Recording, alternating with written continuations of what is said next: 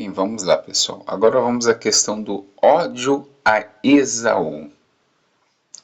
De onde achamos esse texto? Em Malaquias 1, do 2 ao 3, que diz assim: Eu vos amei, diz o Senhor, mas vós dizeis: em que nos amaste? Não era Esaú irmão de Jacó? Diz o Senhor. Todavia amei Jacó, porém odiei a Esaú. E também temos a citação de Romanos 9, do 10 ao 13, que também fala isso. Como está escrito, amei a Jacó, porém odiei a Esaú. Importante, pessoal, o texto não diz que Deus odiou Esaú por um pecado específico cometido antes do nascimento. Aí as pessoas falam, isso já foi percebido desde a antiguidade.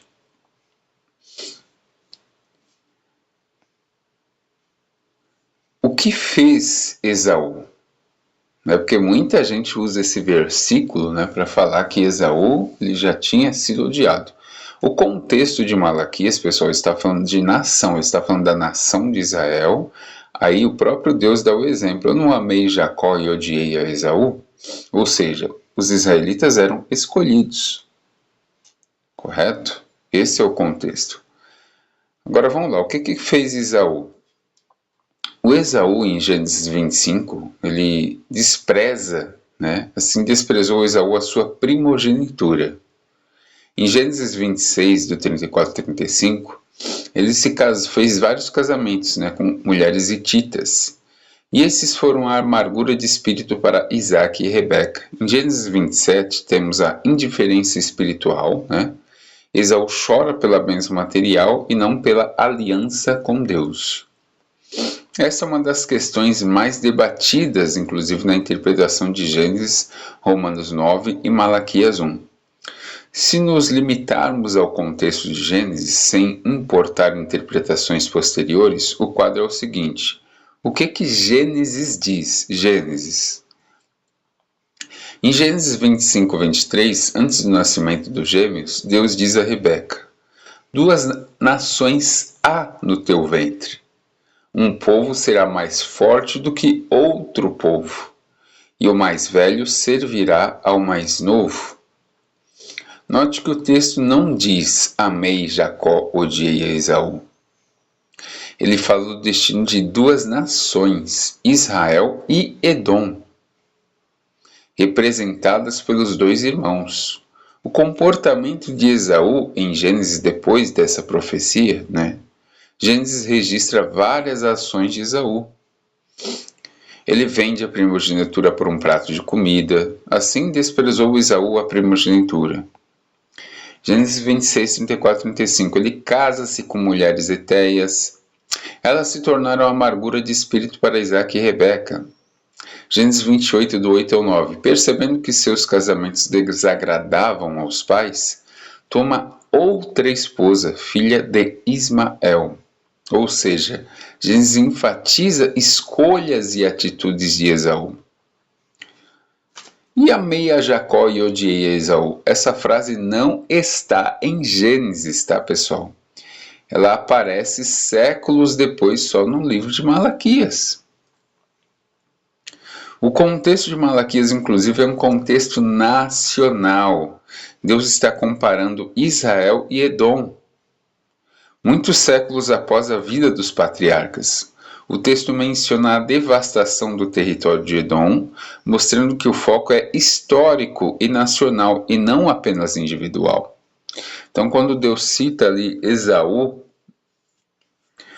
ele está falando na questão de contexto, falando para o povo de Israel daquela época de Malaquias, que eles eram escolhidos. Então é predestinação ou consequência? Considerando apenas Gênesis, o texto não explica que Deus odiou Esaú por um decreto eterno e nem usa a linguagem de predestinação individual.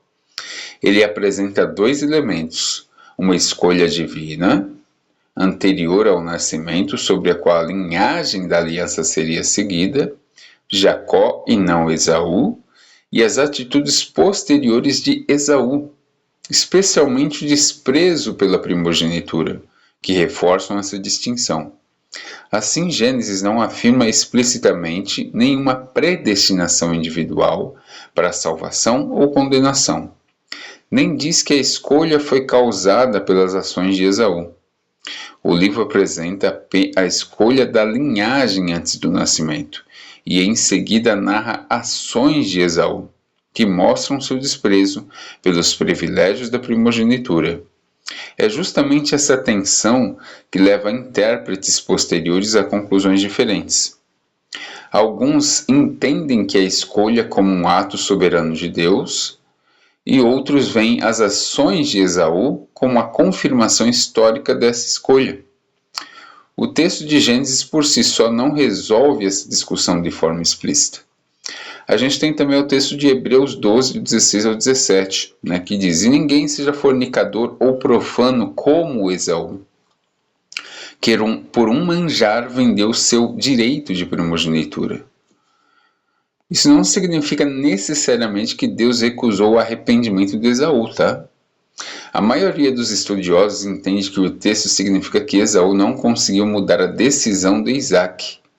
As lágrimas buscavam recuperar a bênção perdida, e não desfazer a venda da primogenitura. Tradição judaica. Além de Gênesis, já existia na literatura judaica do Segundo Templo uma tradição que retratava Esaú como um homem ímpio, que desprezou os dons de Deus. Assim, o autor de Hebreus está seguindo uma interpretação já conhecida entre os judeus de sua época, e não criando uma ideia nova. Portanto, a descrição de Esaú como profano em Hebreus, na Epístola aos Hebreus, ela deriva principalmente de Gênesis 25:34, que Esaú despreza a primogenitura, interpretando que quem despreza um dom sagrado de Deus age de maneira profana. Aí o resumo bíblico. Esaú é apresentado como profano, bébelos no grego, alguém que trata o sagrado como comum. Joséfo também apresenta Esaú como alguém que contrariou a vontade de Isaac no casamento. Joséfo escreve assim, na sua obra Antiguidades Judaicas: Esaú já havia se casado com Bassema, filha de Ismael, sem o consentimento do seu pai, pois Isaac não gostava dos cananeus, de modo que desaprovava os casamentos anteriores de Esaú. Nós temos também no documento Bereshit Rabbah, 63:11, diz assim: Ele lhe disse: Que ensopado é este? Ele respondeu: Por que aquele velho morreu? Ele disse: Até aquele velho foi atingido pela justiça? Ele respondeu: Sim. Ele disse: Então não há recompensa nem ressurreição dos mortos. Porque assim, entre a tradição judaica, o fato do pessoal do Esaú desprezar a primogenitura é como se estivesse desprezando as coisas espirituais. Targum Pseudo Yonatan, sobre Gênesis 25:34, diz assim: E Esaú desprezou a primogenitura, porque não cria na vida no mundo vindouro, do futuro, e nem na ressurreição dos mortos. Isso aqui são só opiniões judaicas, tá, pessoal? Para o judaísmo antigo, Jacó seria a escolha do pacto, e Esaú é um símbolo do homem carnal, que é Edom, descendência de Esaú. É uma nação que se opõe ao propósito de Deus. Inclusive, os judeus eles chamam Roma de Edom. Deus odiou Esaú. O que isso significa? No hebraico bíblico, odiar, sané, muitas vezes significa rejeitar em termos de aliança e não ódio emocional. Por exemplo, Gênesis 29, 30 e 31, Leia era odiada. Claramente significa que era menos amada. Não um ódio mortal, entendeu? Quando fala que odiou Esaú, é no contexto de rejeitar pela aliança e não um ódio que Deus odiasse, detestava o Esaú. Tá? Isso já era conhecido por judeus antes do cristianismo. Agora vamos ver a opinião de João Crisóstomo sobre isso. Ele fez uma homilia. Qual foi então a causa de um ser amado e outro odiado? porque ele não espera como o homem espera, mas antes mesmo disso conhece quem é mau e quem não é. João Crisóstomo novamente. O qual por um só bocado de alimento vendeu sua primogenitura e por um pequeno prazer perdeu a maior honra e glória. Isso é guloso, sem domínio próprio, mundano, vendendo as coisas espirituais. Então aqui a gente finaliza a questão de Esaú, né? E não, pessoal, isso daqui não é um ódio, né? Que não, Esaú foi um vaso de barro, não. Esse daí foi para desonra, não. Até porque o livro de Gênesis em nenhum momento fala que Deus odiou Esaú. Isso só vai aparecer em Malaquias, onde Malaquias, o próprio Deus, está tratando de um conceito nacional. Correto? E o ódio aqui não é um ódio mortal para fazer a pessoa se dar mal futuramente ou na própria vida.